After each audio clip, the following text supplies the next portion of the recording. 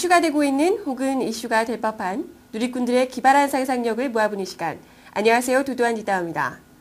최근 사회적으로 가장 큰 이슈가 되고 있는 것은 뭐니 해도 도가니 열풍이 아닐까 싶네요. 개봉 2주 만에 누적 관객 수 300만 명을 동원하며 그야말로 돌풍을 이어가고 있는데요. 이렇게 도가니에 대한 국민들의 관심과 분노가 뜨거워지니까 국회며 경찰이며 이제 와서 뒤늦게 분위기 맞추려고 야단이더라고요. 도가니 방지법 만들겠다, 공소시효도 없애겠다. 아주 지화자 쿵짝이 났습니다. 이제라도 제대로 좀 제스하고 관련법 제정하고 하면 그나마 다행이다 싶으면서도 그냥 이렇게 북치고 장구만 치다 허무하게 끝내버리진 않을까. 한편으론 찜찜한 마음이 드는 거 어쩔 수가 없네요. 사실 무엇보다 국민들을 분노에 떨게 했던 것은 그 끔찍한 범죄를 저지른 성폭행범들이 죄값을 치르기는커녕 다시 그 학교에서 교사로 지내면서 이렇게 두 다리 발 뻗고 편하게 지내고 있었다는 건데요. 아무렴 별 몇 개씩 달지 않으면 높은 자리 가기 힘든 나라인데 그런 대한민국의 법치요? 힘없는 약자에게는 한없이 무섭고 엄격하고요. 그러나 권력자들에게는 한없이 너그러운 것. 그게 바로 이 나라 법치의 현 주소이거든요. 혹시나 아니라고 말하고 싶은 분이 계시다면 우리 누리꾼들이 공분한 또 다른 사건.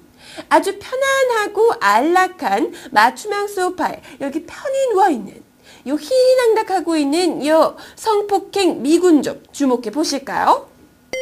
지난달 24일 동두천에서 발생한 주한미군 10대 여학생 성폭행 사건.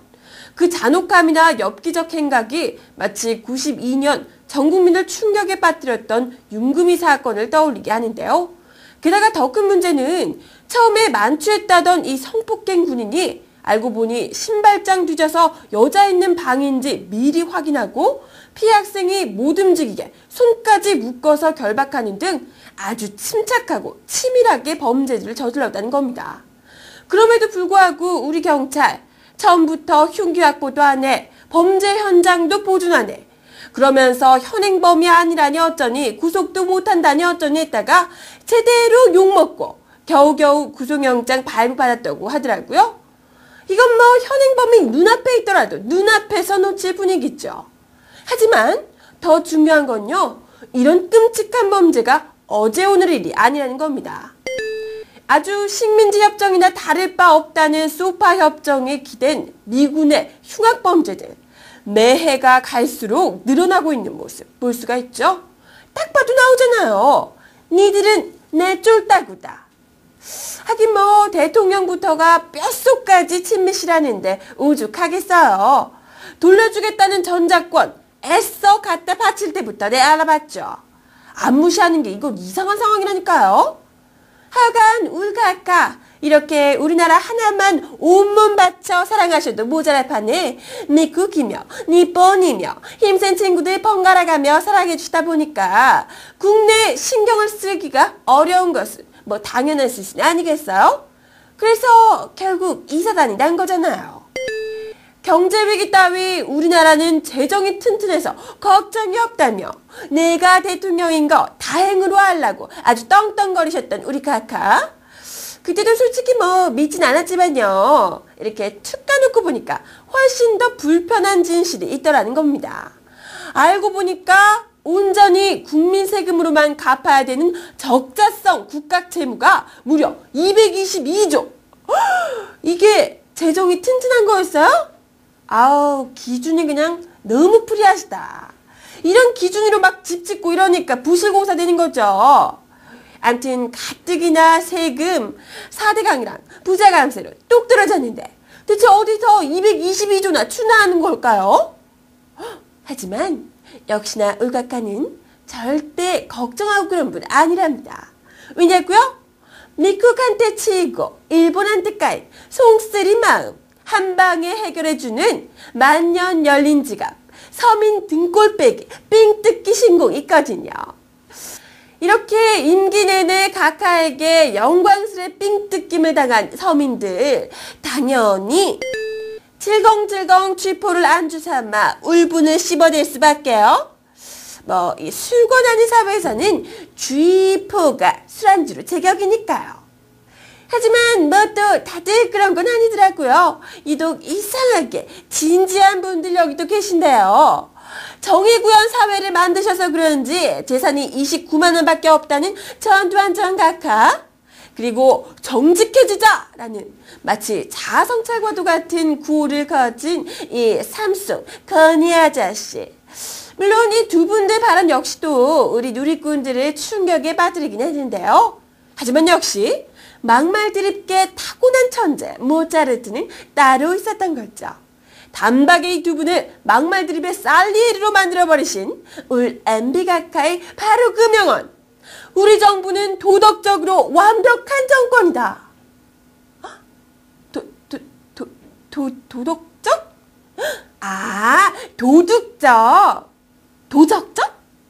아니면 사실상 완벽이라는 이런가? 가끔 왜 그래요?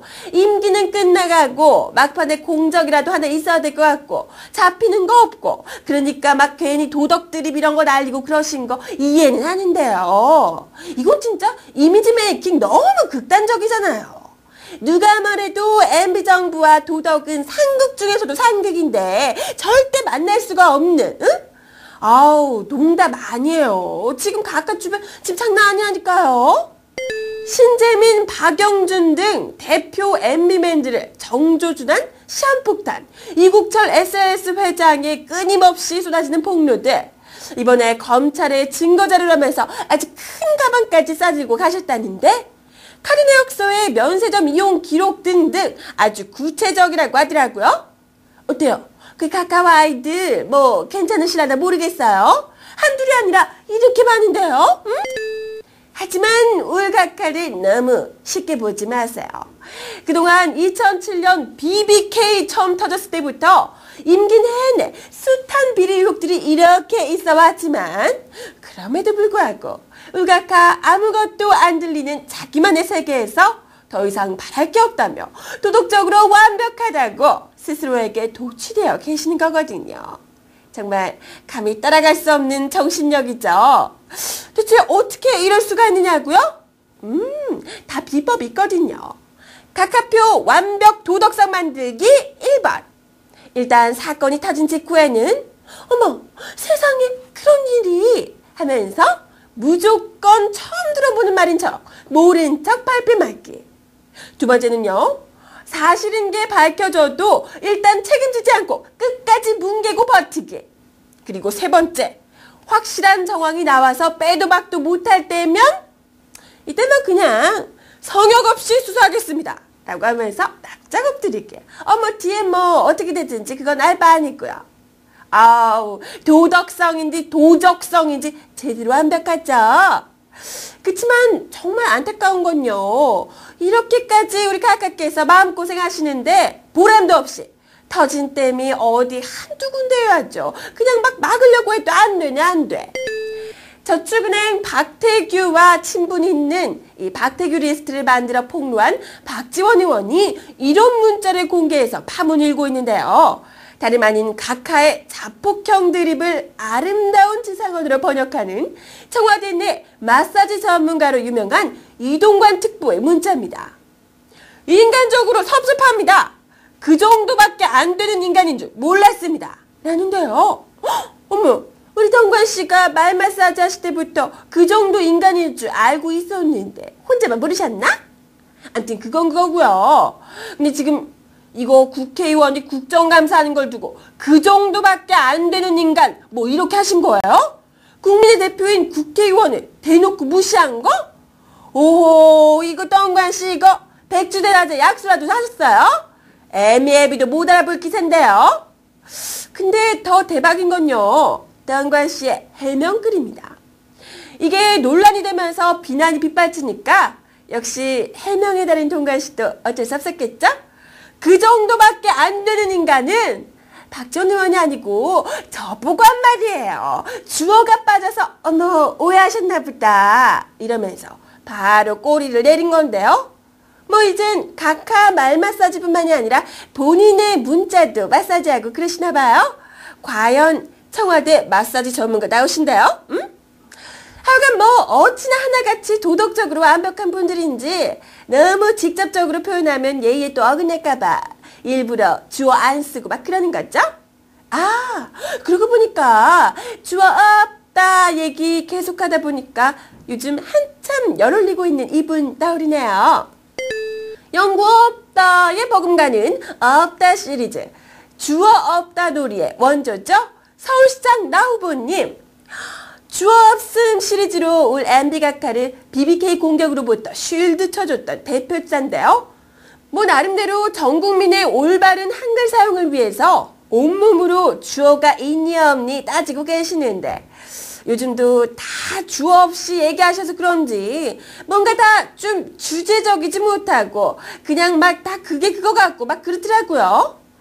그냥 뭐 나 후보 얼굴 보다 보면 자꾸 이상하게 집 나간 5살 훈이씨 떠오르고 그러더라고요. 그냥 그 사람이 그 사람 같고 무상급식가 안 된다고 펄펄 뛰던 것도 그렇고 쇼하기 좋아하는 것도 그렇고 그러다 보니까 각종 의혹들 때문에 곤란하기만 한데 지지율도 자꾸 안 나오고 답답하실 수밖에 없죠. 게다가 나 후보님 얼굴에 주름살 하나 더 늘어날 일이 생겼잖아요. 드디어 서울시민 여러분의 열화와 같은 성원에 힘입어서 국민 경선을 통한 서울시장 야권 단일 후보가 탄생하게 됐거든요. 서울시장 야권 후보가 된 박원순 변호사와 선대 본부장이 된 박영선 의원 그리고 최규엽 소장. 너무너무 든든하겠다. 그쵸? 이렇게 이쪽은 이렇게 막 분위기 막 후끈 달아오르고 막 이러는데 나 후보 마음 좀 초조하게 될 수밖에 없겠죠? 이렇게 후끈 달아오르는 상황에서도 야권 단일화 의미가 퇴색된 거 아니냐면서 애써 그 효과를 무시하고 있는데요. 그럼 그럴수록 느낌이 막 오시죠? 겁에 질린 거. 그러게 이제 그만 잃었던 주어부터 좀 찾으시라니까요. 말 막 이상하게 꼬고 그러니까 국민들이 믿지 못하는 거잖아요. 아우 나 후보한테 너무 중요한 거 알려주고 막 그런 건가? 에이, 본인이 누군지도 잘 모르시고 영 주어도 못 찾고 그러시길래요. 우리 국민들은 서울시장이나 대통령이 orange 막 이런 것보다는 한국 문법 제대로 쓸 줄 아는 사람이 되어줬으면 하는 바람이 있거든요. 그쵸? 그럼 나 후보와 MB 각하 그리고 덩가씨까지 잃어버린 주어를 찾아오는 그날까지 도도한 뒷담화는 계속되겠습니다. 저는 다음 주에 다시 찾아올게요.